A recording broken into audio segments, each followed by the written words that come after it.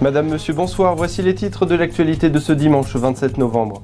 Le 101e département français à feu et à sang sur fond de misère sociale. Des adolescents vivant parfois dans des bidonvilles se livrent depuis près de 15 jours à des affrontements sans précédent ultra-violents qui sèment l'effroi.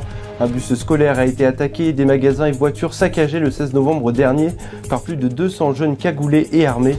Une guerre civile liée à l'immigration clandestine d'après la députée mahoraise Estelle Youssoufa. Le désastre et la désolation en Italie après un glissement de terrain, une vague de boue et de débris a déferlé dans la petite ville de Casamicciola Terme dans le nord de l'île d'Ischia. Quant à eux, les secours s'activent pour retrouver les disparus. Une femme a été tuée, mais les pluies diluviennes ne facilitent pas les opérations sur le terrain. Un phénomène qui survient 3 semaines après des inondations meurtrières dans le centre-est du pays. 9 jours après le meurtre de Vanessa, 15 ans, l'enquête, elle, révèle que la collégienne a été violée et tuée après être rentrée de force dans la voiture du principal suspect, qui lui-même était sous emprise de cannabis. L'homme de 31 ans, déjà connu pour des faits similaires alors qu'il était seulement âgé de 15 ans et est rapidement passé aux aveux, l'auteur des faits est placé en détention provisoire et encourt la réclusion criminelle à perpétuité.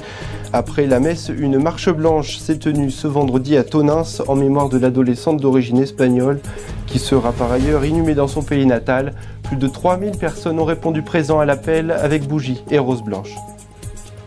La fin d'une malédiction pour les Bleus après leur sacre de 2018. L'équipe de France est la première qualifiée pour les huitièmes de finale. Après s'être imposée 2-1 face au Danemark hier, permis par un doublé, celui de Kylian Mbappé après la mi-temps. Les champions du monde en titre devront sécuriser leur première place mercredi 16h face à la Tunisie.